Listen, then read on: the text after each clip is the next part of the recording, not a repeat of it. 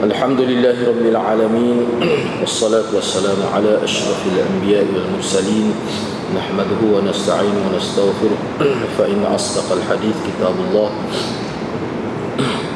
وخير الهدي هدي محمد صلى الله عليه وسلم شر الأمور محدثاتها وكل محدثة بدعة وكل بدعة ضلالة وكل ضلالة في النار. قال رب اشرح لي صدري ويسر لي أمري واحلل عقدة من لساني يفقه قولي.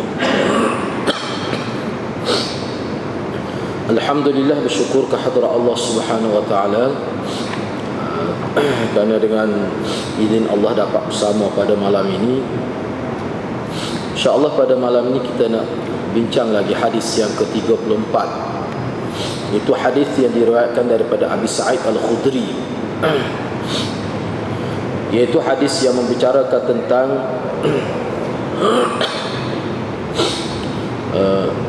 amar ma'ruf nahi munkar, ataupun perbincangan khusus dalam hadis ini adalah berkaitan dengan menolak ataupun membasmi kemungkaran. An Abi Sa'id Al-Khudri radhiyallahu anhu qala sami'tu Rasulullah sallallahu alaihi wasallam yaqul man ra'a minkum munkara falyughayyirhu bi yadihi fa in lam yastati' fa bi lisanihi fa in lam yastati' fa bi qalbihi wa dhalika adhafu al-iman, rawahu Muslim. Diriwayatkan daripada Abi Sa'id Al-Khudri radhiyallahu anhu, kata beliau, aku telah mendengar Rasulullah sallallahu alaihi wasallam bersabda, sesiapa dari kalangan kamu yang melihat berlaku kemungkaran, maka hendaklah ia merubahnya dengan tangannya. Jika ia tidak mampu melakukannya, maka ubahlah dengan lidahnya. Namun jika ia tidak mampu juga, maka ubahlah ataupun talaklah ataupun bencilah di dalam hatinya terhadap benda mungkar itu. Dan benci dalam hati terhadap kemungkaran adalah selemah-lemah iman. Menolak kemungkaran dengan hati yang dibenci itu adalah selemah-lemah iman. Sebelum ini kita telah pun lihat beberapa riwayat lain yang berkaitan dengan hadis ini. Begitu juga pandangan beberapa ulama yang membuat komentar terhadap hadis ini. Dan kita juga telah pun sebut makna umum hadis ini, al-makna al-ijmali bagi hadis ini. Jadi pada malam ni kita nak tengok pula, nak bincang pula beberapa perkara yang berkait dengan amalan para salafus salih berkenaan dengan hadis ini, ataupun yang kita sebut dalam konteks amar ma'ruf nahi munkar ini. Bagaimana pandangan ulama dari segi syarak dan sebagainya untuk panduan kita lah. Yang pertama, melalui hadis ini para salafus salih menganggap ataupun memahami melalui hadis ini Nabi SAW selain daripada nak menyatakan kefarduan amar ma'ruf nahi munkar, Nabi juga ingin menyatakan tentang sesuatu perkara itu, sama ada ma'ruf ataupun munkar itu, dia perlu dilakukan secara beransur-ansur, dia ada peringkatnya.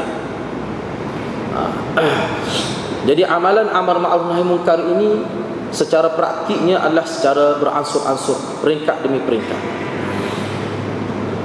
Melalui pengamatan terhadap kerja dakwah Nabi sallallahu alaihi wasallam dan rasul-rasul terdahulu, maka ulama buat ketetapan gitu. Mesti berhikmat, rahmat dan rafiq serta adil dalam masalah ini, dalam masalah amar ma'ruf nahi munkar. Jadi untuk memastikan supaya terlaksana faedah amar ma'ruf nahi munkar, supaya bila hendak dilaksanakan itu maka tercapai maksud dia, maka kalau kita tengok dalam kitab, misalnya yang paling banyak kalau mengikut Imam Nawawi dalam kitab Ihya Ulumuddin tu, Imam Ghazali bahas panjang berkaitan dengan amar ma'ruf nahi munkar. Jadi dia kata tengok situlah dia beri rujukan dia. Tengok situ dia kata. Tengok dalam kitab Ihya Ulumuddin ada bab khusus amar ma'ruf, bab yang khusus. Bahkan Imam Nawawi sendiri pun bab amar ma'ruf nahi munkar ini dia ada bab khusus juga dalam kitab Riyadhus Shalihin. Oleh kerana Riyadhus Shalihin itu kitab yang boleh dikatakan setiap kita ni adalah kitab tu. Boleh rujuk syarah dia. Kalau nak secara detail tengok situ. Cuma pada malam ni kita nak berkongsi beberapa pandangan ulama. Kerana ulama dalam konteks ini supaya tercapai maksud amar ma'ruf nahi munkar itu, objektif dia itulah nak supaya benda-benda yang dikatakan maksiat mungkar itu dapat dihapuskan dan dielakkan daripada berlaku, dan supaya benda tu bila seorang itu nak melaksanakan amar ma'ruf nahi munkar dia boleh pahala, maka dia kena ada beberapa syarat yang mesti dipatuhi atau disiplin bagi orang yang nak bergiat aktif dalam amar ma'ruf nahi munkar. Ataupun kalau dia tidak, sebab ulama sebut amar ma'ruf nahi munkar ni setiap orang dia mesti terlibat.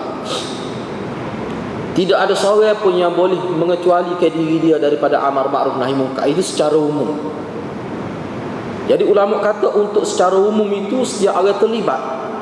Tetapi untuk membenteras mungkar dan maksiat dalam konteks yang besar, dalam skala yang besar, dia tak dapat tidak, dia kena ada satu kumpulan yang khusus. Tak dapat tidak, dia kena ada satu kumpulan yang khusus. Tak caralah atas nama pada NGO ko ataupun agensi kerajaan ko ataupun tak kira lah, dalam bentuk kerja berkumpulan.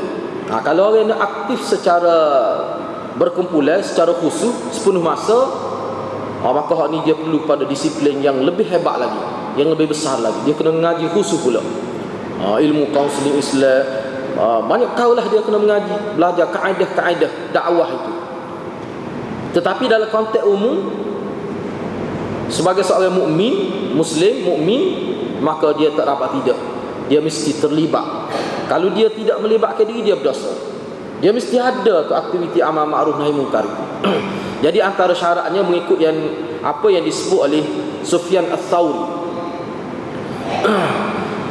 Sufyan Ats-Tsauri menyebutkan bahawa bila seseorang nak melaksanakan amar ma'ruf nahi munkar itu, nak suruh orang buat benda baik, nak larang daripada orang melakukan benda mungkar, perkara mungkar, maka dia mesti ada, dia mesti siapkan, dia mesti sedar 3 perkara penting, sifat yang mesti ada, ciri yang mesti ada kepada seseorang yang nak melaksanakan amar ma'ruf nahi munkar.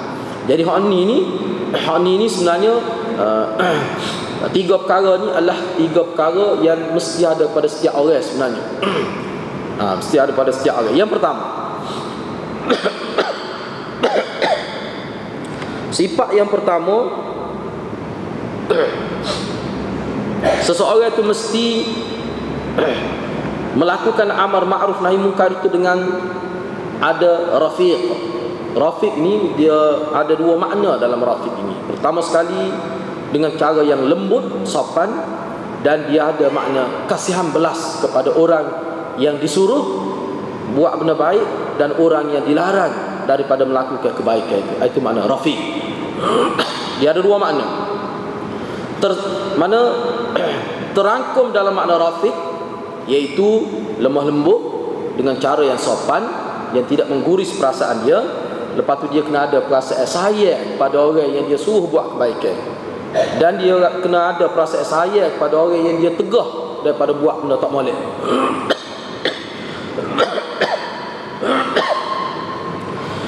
Misalnya ada seseorang itu tidak sembahyang, katakanlah tidak menunaikan salat. Jadi bila kita nak suruh dia melaksanakan salat, kita nak memperingatkan dia supaya jangan tinggal salat, maka terlebih dahulu dia kena ada perasaan sayang kepada orang itu. Dari segi ruhnya, dari segi ruh amar ma'ruf nahi munkar lah tu disebut oleh ulama dalam huraian, dia kena ada. Kalau sekiranya seseorang itu ketika dia suruh orang buat benda baik atau larang daripada buat benda munkar, tak ada perasaan itu, hasil dia tidak akan tercapai. Dia tidak akan dapat hasil yang positif. Sebabnya nilai manusia bila dia sayang kepada orang itu, usaha dia dia lain, dia tidak sama dengan orang suruh juga, tetapi dia tidak sayang pada orang itu. Dia marah apa saya benci, dia lari dan dia benci pada orang itu. Dia tidak sama kesal dia dengan seseorang yang lari orang buat benda jahat, tapi dia sayang pada orang itu. Dia kesal itu lain. Yang kedua, sebab banyak juga kita nak sebut ni, saya sebut reka-reka. Sifat yang kedua, seseorang yang disebut sebagai al-amir bil ma'ruf wan nahi 'anil munkar itu dia mesti adil. Dalam aktiviti amalan dia, amar ma'ruf nahi munkar, dia mesti adil. Adil dengan erti mana seimbang. Dalam huraiannya disebut adil ni maksudnya bila dia nak suruh seorang tu buat benda baik, dia kena mengambil kira maruah orang tu. Tu dalam huraian. Mana adil? Seperti yang berlaku pada Ibnu Abbas ni, ada satu cerita. Dalam satu riwayat disebut Ibnu Abbas ni pernah ada seseorang di zaman dia, selepas zaman Nabi SAW, disebut rijal, ada seseorang pergi jumpa Ibnu Abbas. Dia kata, apa pandangan tuan? Saya nak melaksanakan amar ma'ruf nahi munkar kepada pemimpin ini. Dia sebutlah dalam hadis itu, dalam riwayat kita sebut pemimpin mana, tapi seorang sultan. Bagaimana pandangan tuan? Dia tanya Abdullah Ibn Abbas. Abdullah Ibn Abbas kata boleh tu, tetapi kena ingat, kena jaga disiplin.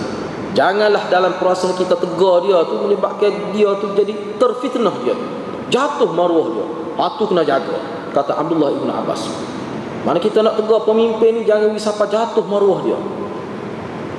Jangan. Sebab kuku mana pemimpin ni dia boleh naik jadi pemimpin, kuku mana pun dia ada kelebihan, kuku mana pun. Tidak, perkara itu tidak menafikan kekurangan dia. Kekurangan itu memang ada. Sebab tu kita boleh tegur dengan manusia kan. Tapi Abdullah Ibn Abbas kata jangan sampai terfitnah dia, tercabar kredibiliti dia, tercabar maruah dia. Jangan buat gitu. Sebab dia pemimpin ni, watak dia tu watak dia tu lain. Dia tidak super individu, tidak. Kata Ibn Abbas. Orang itu tanya lagi, tetapi kalau pemimpin itu suruh kita buat benda maksiat, menganjurkan kepada maksiat, apa tindakan kita pula? Ibn Abbas kata kalau dia tentu benda dia suruh tu tentu maksiat, tak ada khilaf. Sebab tu ulama bahas pula, hak kita nak tegur orang ni kita kena klasifikasi. Kalau benda khilaf, lagu mana cara kita nak tegur dia? Kalau benda tu mujma' alaih, benda ijma', lagu mana kita nak tegur dia? Dia tak serupa tu. Kalau benda ijma' sebab langgar ijma' ni boleh jadi kafir, boleh rosak akidah. Kalau benda ijma' menafikan terlanggar tu, tak kena raya, bahaya. Tak kena raya lah. Takut menafikan benda yang ijma' tu, boleh jadi rosak. Tapi kalau benda tu khilaf, tu dia kena layan cara khilaf. Sekadar bui pandangnya. Jadi benda khilaf ni dia ada sifat dia lah. Dia ada sifat dia. Benda khilaf ni mana benda yang ada asal dia ni, cuma pemahaman tu berbeza. Kalau benda tak ada asal langsung, kita tak boleh nak panggil khilaf. Kalau kita nak panggil khilaf, itu khilaf di kalangan kita lah, tidak khilaf di kalangan ulama. Setengah-setengah masalah tu tak ada bahas dalam kitab. Kalau benda lagu tu apa khilaf di ala kita, bukan khilaf di ala Islam tu.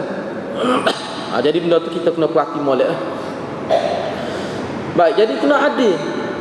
Kena adil. Maksud adil ni juga ulama bahas antaranya bila, sebab dia berkait dengan orang. Kita nak tegur dia tu janganlah depan orang misalnya, siapa menjatuhkan maruah dia, walaupun dia tu tidak pemimpin, dia tu orang biasa, tetapi tetap dia ada perasaan malu tu. Benda tu kena jaga. Kalau kita tak jaga tu, ulama kata tak boleh pahala kita tegur, tak boleh pahala. Siapa menjatuhkan maruah dia, akhir sekali banyak kebaikan dia orang jadi tak nampak. Sebab apa? Sebab sudah jatuh dah maruah dia. Kalau dia tu pemimpin, kalau dia tu imam, dia salah. Tu imam pun manusia seperti kita lah juga. Yang boleh salah. Kalau nak tegur, dia ada kaedah dia, dia ada cara dia. Kadang-kadang tegur, suruh orang lain tegur, itu lebih baik. Itulah manusia paling layak pegang agama. Sebab dia ada akal. Benda tu manusia boleh fikir cara tu. Manusia boleh fikir.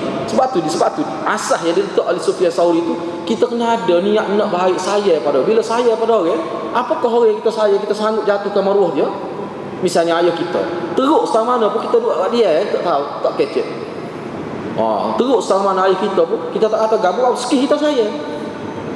Jadi kita kena sayang kepada orang yang kita nak tegur ni. Barulah akan timbul perasaan nak jaga maruah dia, bertindak pun jadi betul kesal daripada saya. Maknanya Sufyan Tsauri ni buat kenyataan ni bukan sepatah lalu mikir ni. Mana hasil daripada kajian. Sebab tu dalam huraian dia ni, setelah dia tengok cara Nabi, cara sahabat, cara salafus soleh, dia buat kajian, dia buat tubik. Ni hasil daripada analisa dia daripada fenomena dakwah Nabi sallallahu alaihi wasallam. Termasuk dalam adil ni juga, mana kita nak tegur dia tu, kita kena tengok dia tu lagu mana, kena tahu. Misalnya sebagai contoh ni, saya sebut contoh sebab ni masalah berat, masalah aurat kita kata. Ada masjid boleh sebab beberapa orang perdana tak boleh sebut, kita sebut sini lah. Jadi misalnya bab aurat, setengah-setengah orang tu memang generasi dia tak pernah pun tutup aurat. Dia lahir dalam keadaan tak tutup aurat. Bukan sekadar tak tutup aurat teruk dalam makan ni. Jadi bila kita nak berhadapan dengan perempuan ataupun lelaki yang begini keadaan dia, background dia, latar belakang dia tu, dia kena berhati-hati. Kadang-kadang orang ni dengan sebab kita tegur dia boleh jauh daripada agama. Kau jauh. Satu ya bimbel. Mana kena pasti juga manusia ni. Kalau dia anak tunggu anak ustaz, kita boleh keras sikit. Tapi kalau dia ni dalam keadaan yang kita kena pasti dia tu sebagai manusia yang jauh daripada agama, dia kena tak boleh buat terbalah, tak terlalu. Dia kena beringat. Tu maknanya kena adil. Nyayalah dia pun tak pernah diajar begitu. Lama kita dalam masyarakat kita ni, keluarga dia tekan semaya, baca Quran, aurat dah. Mak dia betul, tok dia pun mati dekat ada tak tutup aurat misalnya. Jadi dia, lepas tu dia pun sekolah pun tidak sekolah agama misalnya. Manusia yang begini dia kena jaga. Mana kena lebih bercermat. Kalau tidak dia akan jadi lebih jauh lagi. Dengan sebab kita tegas semakin jauh kepada agama. Bukan dia kata agama ni menyusahkan. Sebab apa orang yang bawa agama pada dia tu dalam bentuk amal ma'ruf nahi munkar ni tak pandai. Tu kesal dia ada kesal. Sebab tu dalam kisah ni dia kena beringat. Kita kecek gini mudah, bila nak buat tu masalah, payah. Orang ada disiplin khusus, ngaji khusus bertahun-tahun dalam bab ni saja. Bagaimana nak tackle manusia tu, bagaimana nak mendalami jiwa manusia tu.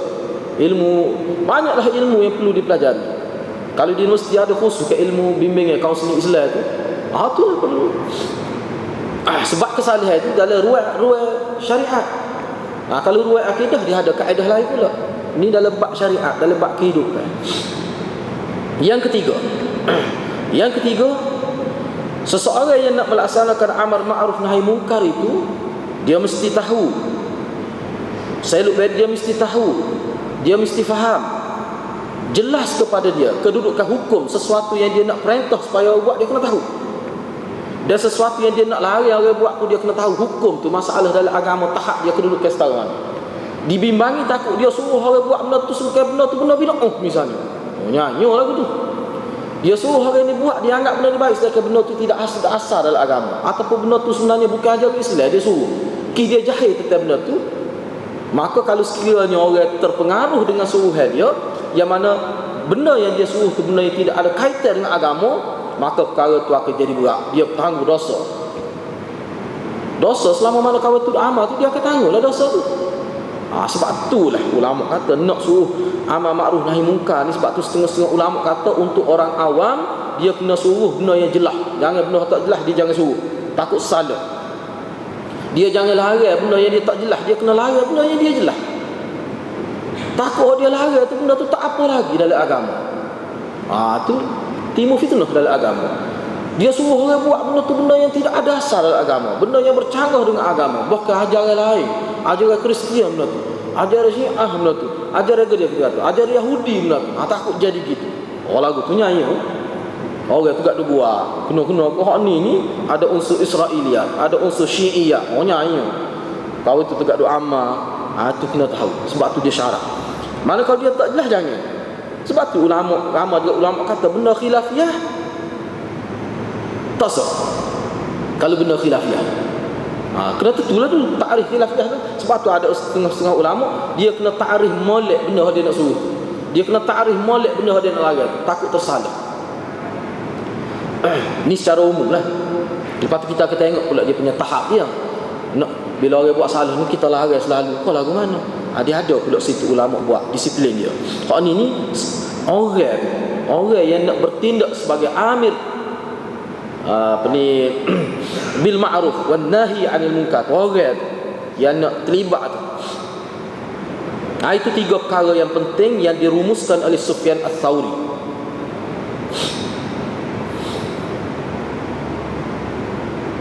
Kata Imam Ahmad ada hulah hadis ni. Imam Ahmad ni pun ada juga dia mengulas hadis ini, cuma dia sebut secara umum. Dia kata adalah persamaan dengan Sufyan Ats-Tsauri itu. Kata Imam Ahmad Ibn Hanbal, dia kata seseorang yang nak bertindak sebagai amar ma'ruf nahi munkar ni lah, nak laksanakan amar ma'ruf nahi munkar ni, dia mesti dalam konteks suruh tu dia ada perasaan sayang, dia ada perasaan kasih pada orang tu. Dia kena merendah diri kepada orang tu. Bila kita nak suruh orang ni, kita kena sayang dan kita kena jangan tunjuk besar diri depan dia. Jangan tunjuk sombong depan dia. Jangan tunjuk ego depan dia. Kata Imam Ahmad, kita kena letak kita ni khuduk. Khuduk ni maknanya penampilan zahir kita ni mesti nampak seorang yang sopan santun, seorang yang tidak nampak ego, tidak nampak kata-kata tidak nampak bering lah. Dari segi khuduk. Khuduk tu maksud gitu. Kita suruh dengan cara, dengan bahasa yang menampakkan kesopanan kita.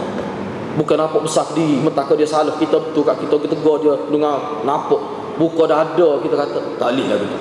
Kata Imam Ahmad. Sebab dia kata kebaikan dia ada. Kalau kita boleh buat gitu,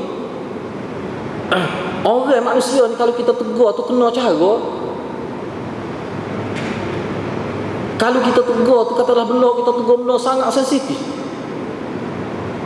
Tapi kalau kena molek dengan rif dan khuduk, maka kalau dia tidak ikut, dia tak marah kita, ataupun dia senyap, dia tak kata. Sebab orang ni tegur dengan cukup sampai satu, dia senyap, dia tak marah. Dia kata kalau orang berada dalam orang yang kita tegur tu berada dalam keadaan itu, sebenarnya orang tu dia sudah menolong diri dia sendiri. Orang lagu ni bila dia beri tumpuan, dia tidak marah kita, maka sebenarnya kejayaan pertama untuk kita. Dia klik orang lagu ni, kata Imam Ahmad, dia klik, dia kenang, dia mikir. Sebab apa? Sebab masuk molek le dengar. Sebab kita tegur dengan cara rif dan khuduk. Dengan cara nampak kita sayang ke. Tegur, dia nampak kita tegur dia, kita sayang ke dia. Dengan raut wajah kita, dengan bahasa kita guna, dengan tubuh kita, gerak tubuh kita pun kita nampak. Dia nampak orang ni memang ikhlas tegur dia. Kalau dia tak terima pun dia senyap. Orang lagu ni, dia klik rumah nak tidur, dia akan memikir kalau kita tegur tadi. Tapi kalau kita tegur tu tak kena cara, depan orang, depan bini dia, depan rakyat dia lah, maklum depan bini dia ni, depan anak dia, tu dia naik meta. Kalau pun kita tegur tu betul pun, kalau tak kena kali naik meta, dia mahu kita balik meta, dia mahu. Orang lagu ni dia sebenarnya tak dengar pun apa yang kita tegur dia. Ini kata Imam Ahmad. Ini nak ayatnya seni dia. Imam Ahmad sebut ni seni halus yang kita perlu guna semasa kita nak tegur seseorang. Khususnya kalau orang tu mempunyai kedudukan, dia perlu kaedah yang khusus. Sebab nak dakwah orang dia tak serupa. Kita tegur anak kita lain, kita tegur mak kita lain, kita tegur ayah kita lain, tegur pemimpin ni lain. Dia ada cara dia. Benda tu dia tak serupa. Tegur tu email lain, tegur tu bila lain, tegur dia tak serupa. Jangan kita buat serupa. Dia gini, kalau dari segi falsafah manusia, kalau kita baca tentang falsafah manusia, Allah buat pada kita ni banyak benda tak sama. Dalam kehidupan kita, tengok bila kita kecek depan ayah kita lagu mana, kecek dengan anak kita lagu mana, kecek dengan isteri kita, dia tak serupa. Banyaklah benda tak serupa, pakaian tak serupa, saya kasut banyak tak serupa. Jadi tak pelik kalau tak serupa kita bertindak dia, tak pelik. Memang hidup manusia memang tak serupa Tuhan buat. Dalam banyak-banyak tak serupa ada. Serupa ke dia? Akidah tu kena serupa. Tapi dalam benda-benda tadi tak apa. Jadi sebenarnya tak serupa tu mengajar manusia jadi cerdik lah. Jadi cerdik. Bagaimana dia nak bertindak dalam keadaan tidak sama. Ketika ni dia bertindak gini, ketika ni dia bertindak gini. Jadi benda tu tak pelik lah kalau dalam bab ni pun. Dia kena sedar manusia tu begitu. Dia tak sama manusia ni. Manusia makhluk Tuhan yang paling pelik. Jadi tak boleh buat kita buat serupa ke, tak boleh. Bahasa pula yang kita guna. Kita takut kita tengok adik-beradik ayah kita kecek akumu, kita nak kecek begitu juga dengan ayah kita. Tak boleh. Ayah kita nampak daun kita dia kecek akumu, tak apa dia sama tarah dia, boleh lah. Tapi kita nak kecek nampak daun kita aku, nak kecek dengan ayah kita aku, tak boleh. Orang panggil biadab lah gitu. Dia ada tahap-tahap dia. Jadi benda tu kita kena faham lah, sebab tu ulama bincang benda ni secara serius dalam kitab ni. Ada sebahagian ulama dia kata hak tadi, kalau hak Sufyan Tsauri sebut tadi dari sudut orang yang nak melaksanakan amar ma'ruf nahi munkar. Baik, sekarang ni kita nak bincang pula, setengah ulama dia bincang pula dalam konteks amar ma'ruf nahi munkar ini, dia ada beberapa tahap dia, peringkat yang perlu kita guna. Kita bila kita nak tegur orang ni, dia ada banyak peringkat.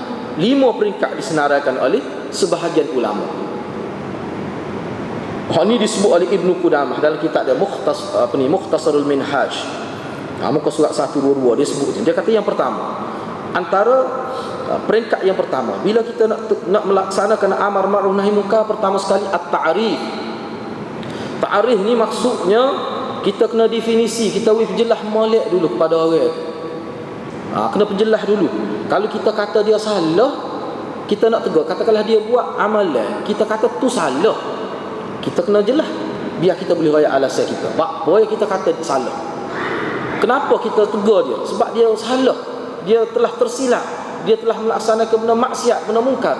Apa alasan kita? Kita kena ayat dia tu. Tak kena buat gini sebabnya gini. Itu kita kena jelas. Memang kita kena jelas. Itu maknanya proses yang pertama. Takut dia tanya kita, apa salah? Bahasa tak betul. Apa bahasa tak betul? Kita tak boleh nak ayat tu, masalah. Biar kita boleh ayat. Yang kedua, nasihat kita tu yang kita guna tu, bila kita guna percakapan kita dengan dia, mestilah dengan kalam yang lembut. Rafiq tadi, kalam yang lembut. Start tu guna kalam yang lembut. Jangan masuk dia tinggi selalu. Guna tu cara yang lembut. Itu peringkat yang kedua. Selembut mungkin lah. Peringkat yang kedua. Peringkat yang ketiga, ni kita boleh pilih lah. Kita boleh pilih. Hak ni tidak semesti ikut ulama kata, kita kena tengok mana ni antara kategorinya, supaya tercapai maksud, nak tahqiq maqasid, supaya nak pastikan tercapai. Yang ketiganya dipanggil at-ta'nif, iaitu kita sebut perkataan yang boleh menyedarkan dia. Kadang-kadang manusia ni dia kena lagu tu, dia tak boleh main lembut kadang-kadang manusia ni. Dia juga perlu kepada kita cela dia. Cela ni maknanya bukan dengan maksud nak cela, nak menyakiti hati dia. Misalnya dia buat sini boleh kadang-kadang. Hak ni perlu pertimbangan lah. Perlu pertimbangan. Buat setengah-setengah orang kalau kata gini jadi mikir, tapi bukan semua orang. Misalnya kita kata, jahil demo ni, ya jahil, kita kata boleh kita guna tu, tapi bukan pada semua orang. Kena tengoklah, kena nilai orang lagu mana. Misalnya kalau guru kita, baik, kita boleh kecek lagu tu. Mung ni tak kerti mengaji apa. Kita kata tu. Tapi bukan semua orang kita boleh guna gitu. Tapi ada, tak salah tu. Kena tengok orang. Kaya kita tak boleh kecek gitu. Kau pedau kita tunjuk atas muka ayah kita. Apa tu? Tak boleh lah gitu. Tapi kalau guru kita misalnya dia buat salah, tak kira lah apa saja. Boleh. Setengah-setengah keadaan. Hak tu maknanya termasuk dalam ruang mana boleh pahala lagi. Boleh pahala lagi tu.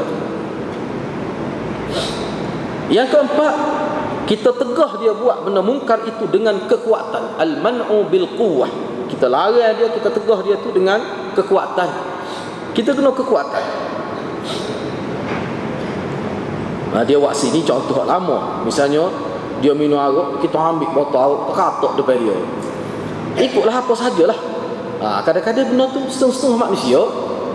Misalnya kalau ayah kadang-kadang jadi dia buat kepada anak, setengah-setengah anak tak jadi buat gitu. Tapi payah ni. Payah benda lagi ni.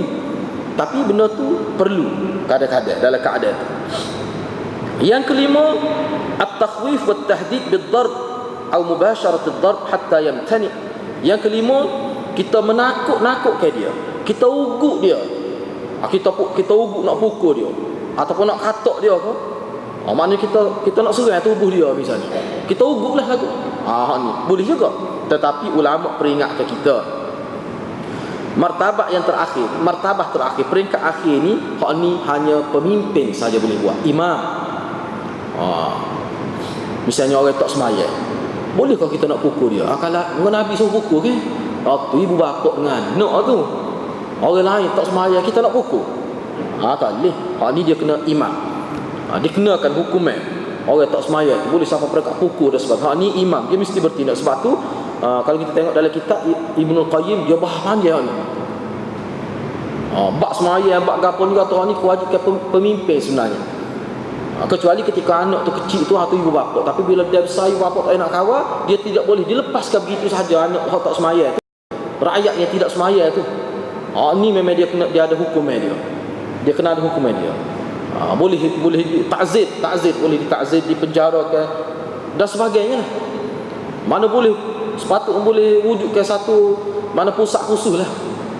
Seperti pusat serenti tu. Ni pusat tempat pemulihan orang-orang tak sembahyang. Memang dia ada buat gitu. Dia ada panggil jawatan kuasa hizbah, dia panggil. Hizbah. Banyaklah hizbah ni, maknanya bahagia nak kawal rakyat supaya sembahyang. Kalau dulu ada, zaman khalifah dulu ada ni. Makna untuk ngulu pemimpin peringkat cawangnya, peringkat kampung ni, dia kena pasti anak buah, anak mungkin dia tak sembahyang. Hak tu dia panggil kaunseling. Kalau tak lesar juga dia angkat kepada pemerintah, akhir sekali di penjara pun ada. Sebab kalau ramai rakyat tak sembahyang, tak berkat negeri. Tak berkat negeri. Seluruh rakyat pemimpin jauh setengah mana. Tu. Kalau pemimpin pula tak sembahyang, nyanyi rakyat. Bukan sekat rakyat yang tak sembahyang, pemimpin pun tak sembahyang misalnya. Ni nyanyi balik kita lah. Jadi benda-benda gini dia ada khusus. Kalau dulu, kalau kita tengok dalam sejarah, khalifah ni dia ada khusus. Dia panggil jawatan kuasa tu, dia nak kawal benda-benda gini. Sebab sembahyang ni kira benda rukun agama.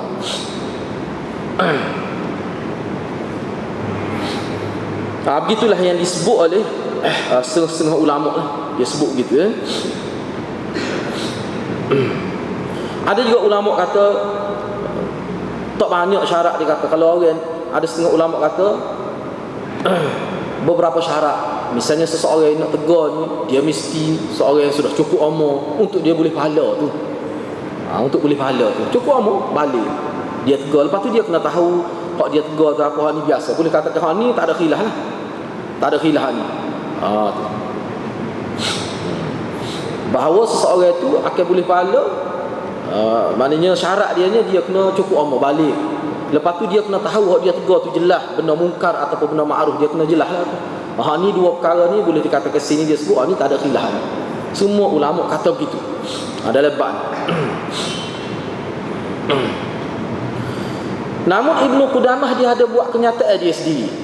Ni kita nak berkongsi pandangan ulama lah, kita boleh tengok.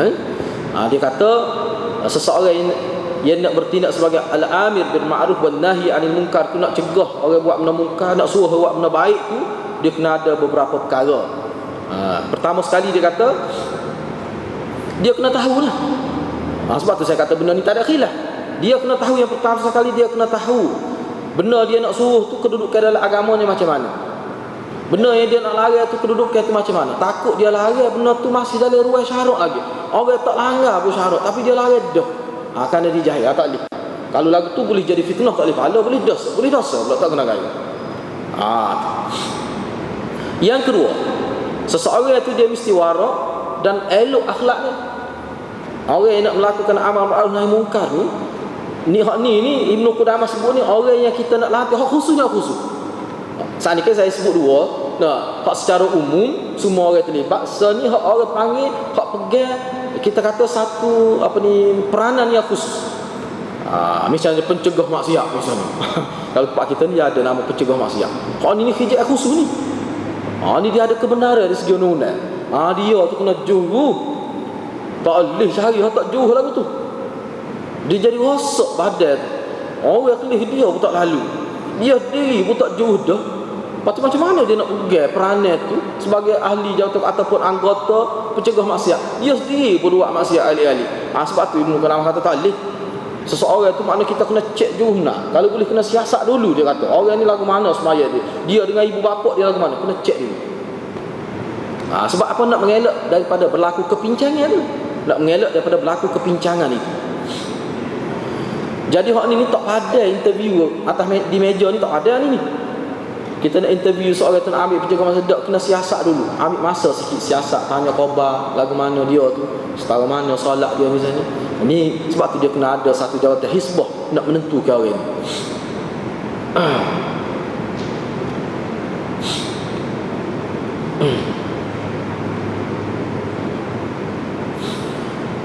Dan seseorang tu dia kena ikhlas lah, dia kata. Sebab tu dia istilah ikhlas sini dia guna gini, Ibnu Qudamah. Seseorang tu dia tak boleh dalam rangka dia nak melaksanakan amal ma'ruf nahi munkar, dia tak boleh ada keinginan dalam diri dia nak supaya orang puji dia,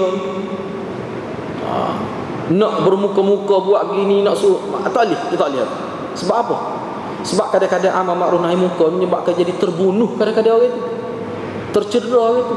Tak padahlah dengan terbunuh, dengan tercedera tak boleh pahala pula. Lepas tu dia tidak ada berkat macam-macam. Lepas tu tadi Arif, Rafiq tadi Arif, dia kena ada perasaan sayang kepada orang yang dia suruh, sayang pada orang yang dia larang daripada buat benda mungkar itu. Begitu yang disebut oleh Ibnu Qudamah. Sebab tu saya kata dia ada dekat maksud dia tu. Profesor Muhammad Qutub pun ada buat kenyataan juga dalam kitab dia Qabasat Minar Rasul. Dia ada setuh juga benda ni. Kita nak tengok pandangan dia lah. Jadi Profesor Muhammad Qutub dia telah menegaskan, membuat satu ketegasan. Dia ni penulis ni Muhammad Qutub ni, penulis besar ni Muhammad Qutub ni.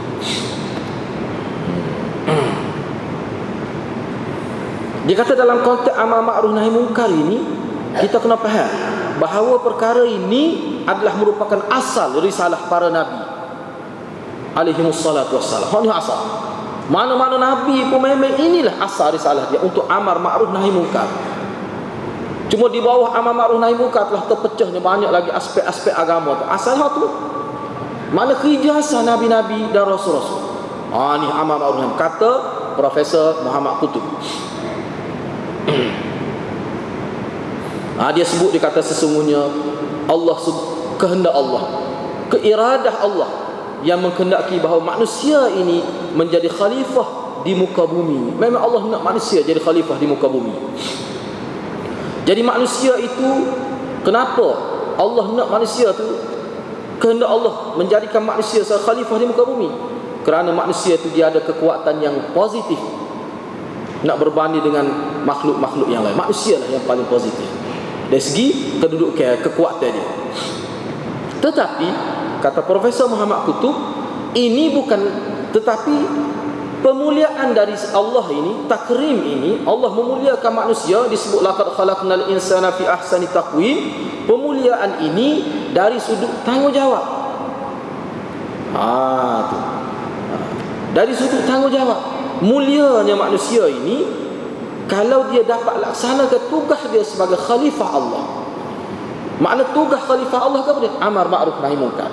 Sebab itulah ulama kata semua orang wajib terlibat. Dia tak dapat elak diri. Ini kefarduan atas setiap orang. Dalam konteks yang umum, setiap orang mesti ada benda ni. Walaupun dia tidak ada keluarga pun, dia tetap ada. Sebab manusia ni manusia yang bermasyarakat. Dia mesti ada. Mesti ada berlaku di hadapan dia benda-benda mungkar, kecil ke besar tak kira. Maka dia kena ada perasaan amar ma'ruf nahi munkar. Itu kata Muhammad Qutub. Dia kata antara tanggungjawab yang besar inilah amar ma'ruf nahi munkar. Itu komentar daripada Profesor Muhammad Qutub. Begitu juga Ibnu Qayyim bahas panjang beberapa muka surat dia bahas. Dia kata sebenarnya kesemua apa ni kita kata kekuasaan Islam, bila orang panggil kuasa Islam, Nabi duduk di Mekah tak ada kuasa, bila duduk di Madinah ada kuasa. Selepas tu kuasa yang dipunyai oleh pemimpin-pemimpin umat Islam itu, maqasid dia apa? Semuanya maqasid dia adalah amar ma'ruf nahi munkar. Dia pergi situ belakang hakikatnya. Dia simpulkan begitu. Itu kata Ibnu Qayyim rahimahullah.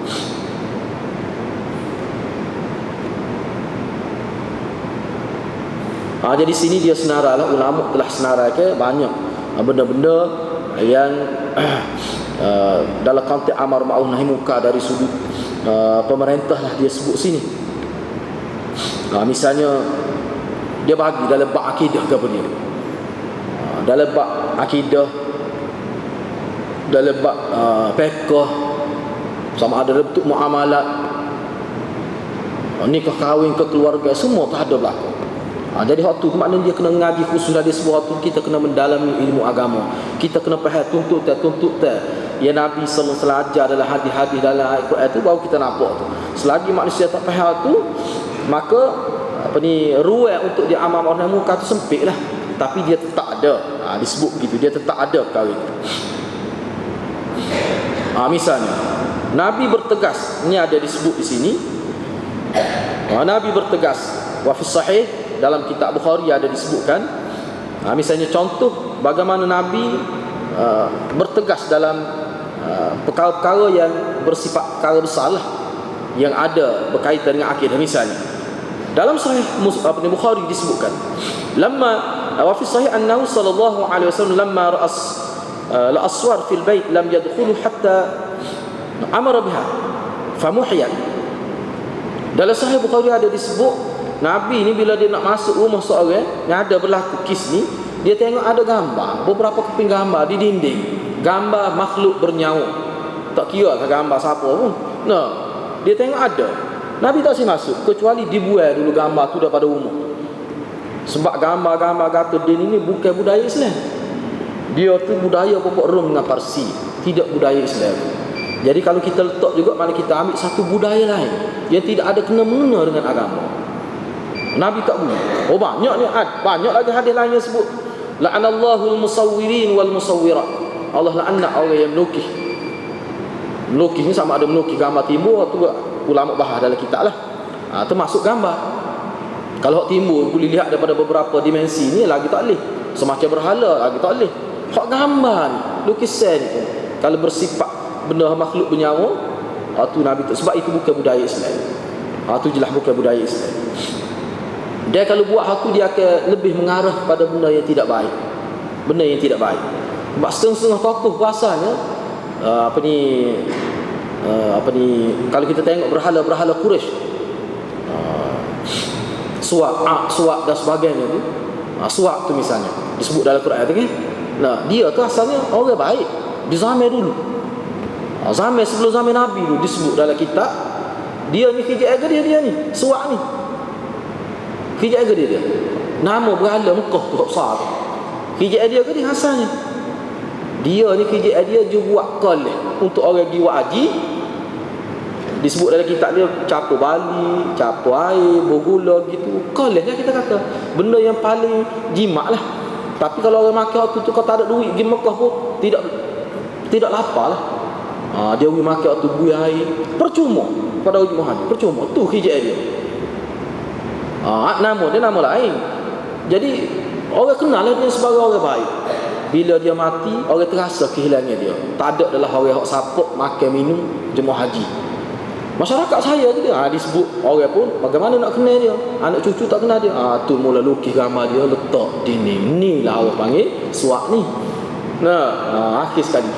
Tetapi semua petokoh ni bila berlalu daripada generasi ke satu generasi, dia semakin hebat. Dia rasa ke tokoh ni semakin jauh daripada tokoh tu, semakin hebat. Mari generasi cucu ni letak bunga, mari hak cinyak ni betul. Rasa hebat lagi. Akhir lukis gambar cukup seorang. Lepas tu sebenarnya peringkat-peringkat nak jadi sembahan. Akhir sekali sembah. Sebab apa orang rasa hebat? Sebab Mahatma Gandhi asalnya gambar asalnya gambar. Lepas tu buat patung. Mula-mula patung tu boleh tengok kerpes saja, kuki. Akhir sekali siap seorang. Akhir sekali lah ni semua tu sembah. Fanatik tu sembah Mahatma Gandhi. Maknanya gambar ni dia lebih terarah ke arah itu. Kerana asal dia pun daripada pokok Parsi ke apa tu, memang dia bersifat sembah. Sebab tu Nabi SAW sangat tidak suka benda tu. Disebut dalam hadis itu, Nabi tak boleh masuk dalam rumah ada gambar. Dalam rumah ada gambar. Pernah saya tengok di China. Di China saya tak ingat dalam apa ni jejak Rasul.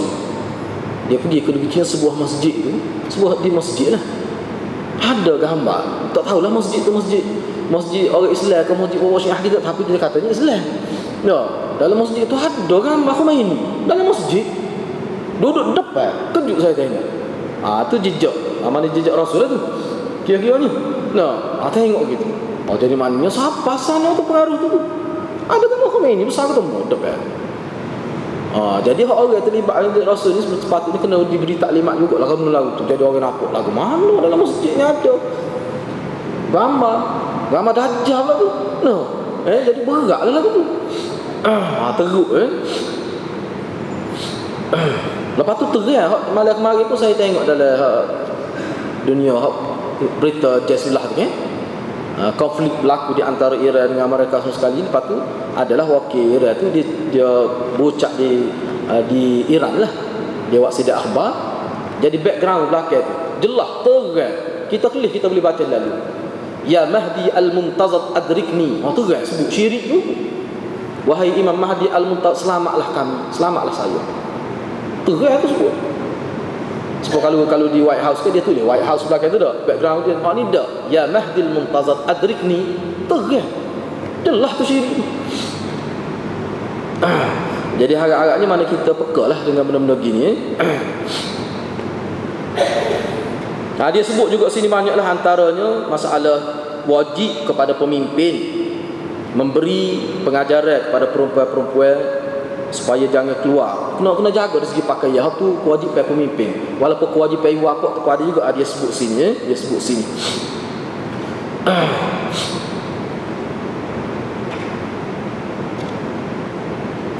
Ada juga disebutkan ni molek juga ni kenyataan yang baik. Ini pernah disebut dalam Majallatul Hadarah, majalah tamadun Islam.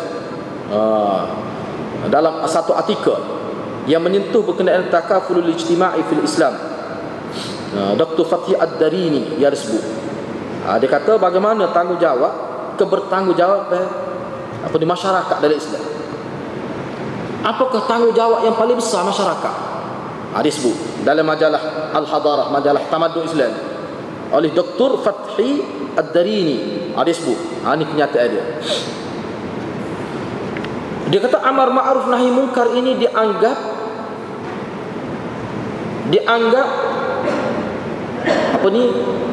sejelas-jelas perkara yang paling jelas sebenarnya, syiar yang paling jelas yang menggambarkan masyarakat yang bertanggungjawab. Masyarakat yang bertanggungjawab dia nyata, dia jelas pada sejauh mana anggota masyarakat itu ada unsur amar ma'ruf nahi munkar. Jadi kerajaan wajib nilai kualiti rakyat dia dari sudut tu. Jangan kerajaan nilai rakyat dia dari sudut berapa mana pendapatan rakyat dia sebulan bulan, purata pendapatan. Jangan nilai hal itu saja. Dia kena nilai juga mentaliti masyarakat dari sudut amar ma'ruf nahi munkar. Kerana Islam hak tu yang paling azhar, yang paling menonjol sebenarnya. Syiar yang paling tinggi tu. Jadi dia kata ulama telah tulis banyak kitab ni nak bincang aspek-aspek ni. Aspek amar ma'ruf nahi munkar. Antaranya yang disebut sesungguhnya amar ma'ruf nahi munkar ini antara ciri-ciri khusus umat yang bertanggungjawab sesuai dengan tuntutan keimanan mereka.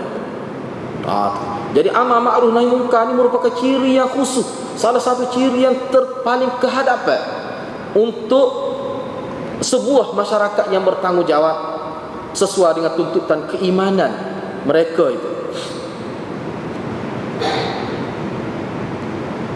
Jadi dia kaitkan dengan hadis ni. Yang menarik dia kaitkan dengan hadis. Jadi dalam hadis ni sebut sekurang-kurang selemah-lemah iman al-inkar al-qalbi. Kita benci dalam hati. Ketika mana kita tidak ada kuasa, ketika kuasa berada di tangan orang lain, kita tak ada kuasa, sama ada dalam bentuk individu ataupun masyarakat Islam tidak ada kuasa, tetap tanggungjawab ni tetap ada. Dia tidak hilang tanggungjawab ni. Tetap ada. Katakanlah kita tak ada negara, umat Islam tak ada negara, umat Islam hidup sebagai manusia yang merempat, tetap dia ada juga tanggungjawab ni. Iaitu dia ingkar al-inkarul qalbi ni, benci dengan hati terhadap maksiat benda mungkar ni. Kerana dia kata selagi ada hak ni, masyarakat itu akan ada nilai. Dia bila ada hak ni, masyarakat itu akan melahirkan, membuahkan hasil yang baik kukuk mana pun. Mana masyarakat Islam ni kalau dia tertindas setara mana, dia tidak ada kuasa yang memerintah pun, jiwa dia hidup. Jiwa dia hidup, jiwa dia tidak mati. Dia masih lagi umat Islam yang bertanggungjawab, masih ada lagi mana kuasa itu. Namun sekiranya tidak nyata dalam masyarakat Islam, tidak menonjol amar ma'ruf nahi munkar, maka Masyarakat itu walaupun hebat dari segi pembangunan fizikal, boleh memerintah, tetapi la qimatalah. Sebenarnya masyarakat itu tidak ada nilai di sisi Allah Subhanahu wa taala. Kenapa? Karena masyarakat dia itu tidak boleh mewujudkan kebertanggungjawaban dari segi bermasyarakat. Sebenarnya hak ni hak paling besar ni. Kata Dr. Fathi Darini, hak ni hak paling besar. Kata Muhammad Qutb lagi, dia sebut dalam majalah yang sama, dia buat komentar juga berkenaan dengan hadis ni. Kata Muhammad Qutb, masyarakat yang ada nilai nasihat menasihati sesama mereka untuk melakukan kebaikan, dan masyarakat yang ada nilai dalam diri mereka untuk melarang manusia melakukan mungkar, itulah dia masyarakat yang mempunyai ikatan sosial yang kuat. Kata Muhammad Qutb. Adapun masyarakat yang membiarkan kemungkaran berlaku, mereka tidak melibatkan diri dalam amar ma'ruf nahi mungkar, bahkan mereka lebih suka membiarkan orang lain mengambil tugas amar ma'ruf nahi mungkar, itu dia masyarakat yang sedang menurun, menjunam, jatuh ke tahap yang serendah-rendahnya. Ini kata Muhammad Qutb dalam Majallatul Hadarah, majalah tamadun Islam lah kira-kira ni. Dia sebut gitu. Maknanya beratlah benda ni benda ni berat. Jadi kita ni kita kena tengoklah sejauh mana kedudukan kita dalam masyarakat ni. Kalau benda ni lillah, maka kita sedang menuju ke arah kehancuran. Itu yang diisyaratkan oleh Muhammad Qutb. Yang terakhir